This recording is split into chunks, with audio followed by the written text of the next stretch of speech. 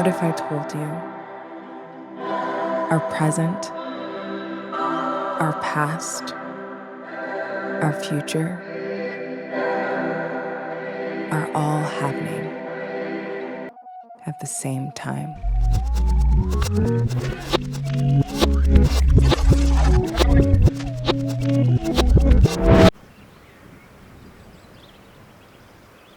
I thought that you had to have a spaceship and you had to have silver hair and you had to be able to fly to be an Afrofuturist. I didn't think that you could just be a regular Black person that wants to make your life better. Afrofuturism really wants to coalesce Blackness and time in a way that is more expansive and more liberating. We can't help but imagine a better future, right? Like, people talk about going back and remembering the good old days. We've never had that. Black people, whether they know it or not, have always been Afrofuturists.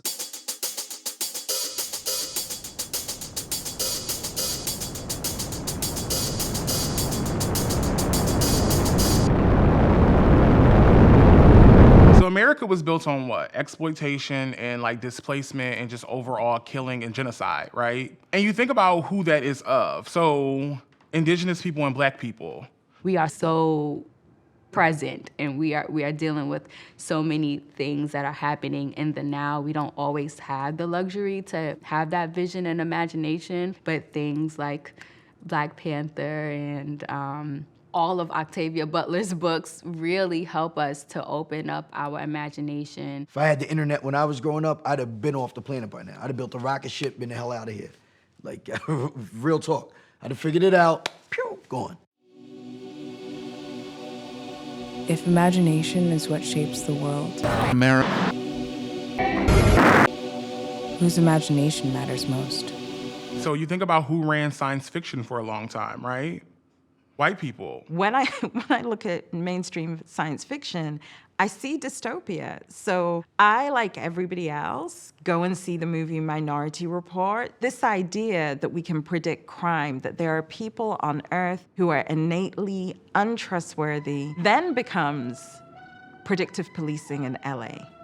The way we're using cameras and being watched and surveilled kind of came from that theory of like, we can't be trusted. When I see that type of science fiction leading to science fact, leading to innovation, I am enraged because we need another story. If we don't create our own stories, someone else will.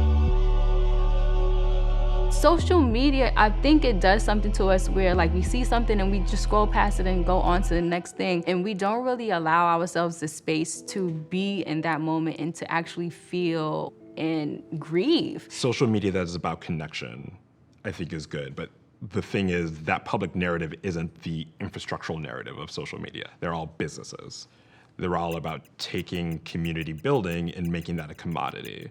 Because companies just want people to connect, they're connecting us to disinformation, they're connecting us to misinformation, they're connecting us to extremist ideas. I think that we are entering a new type of incarceration by algorithm. The people who are building these systems don't look like us. And they are also not using any data sets with people who look like us in them. How is the algorithm supposed to deal with us when they do encounter us? Technology itself needs to be liberated as well.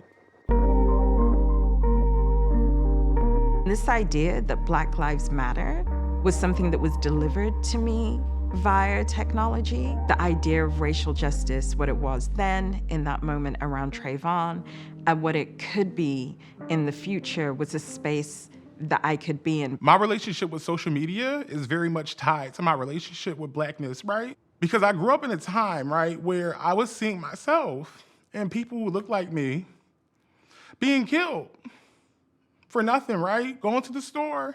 While some people would say it isn't useful, social media, even though it projected those images and that in itself can be trauma, it also projected solutions. There is something actually very beautiful about creating a space for meeting people and connecting. Like that is the thing that they were imagining in early science fiction, of just being able to instantaneously connect with people.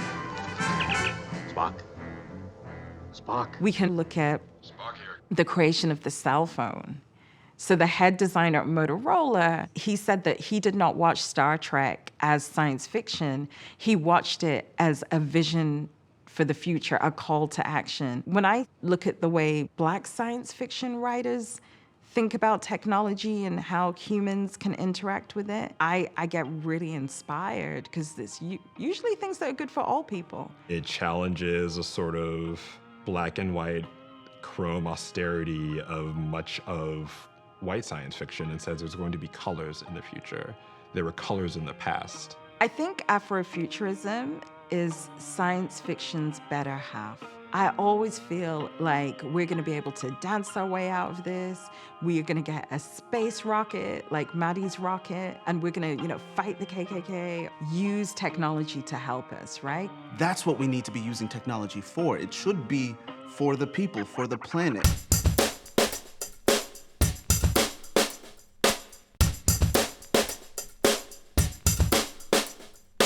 The thing that made me be aware that Black people could be in science was music. I knew that sound was being manipulated by technology, and I knew that Black people were manipulating that sound. The whole purpose of technology with hip hop was to get guys who are not professionally musically trained, or people that don't have access to the instruments, still a way to create that sound.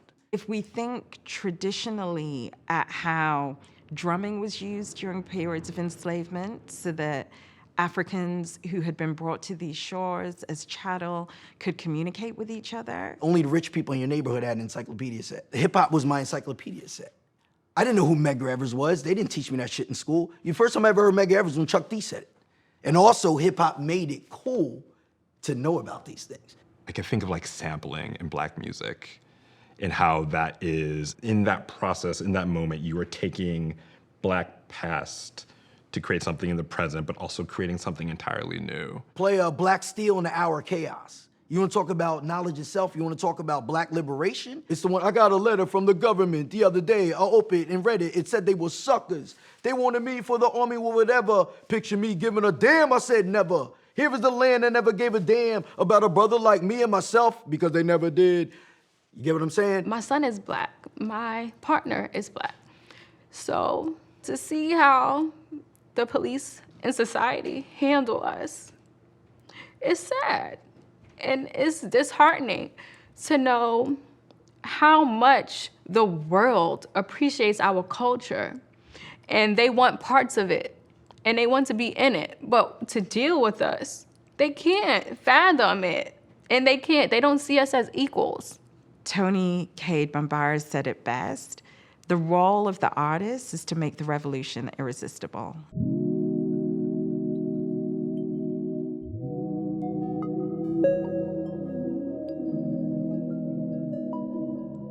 In this moment of revolution, the world is more connected than ever before.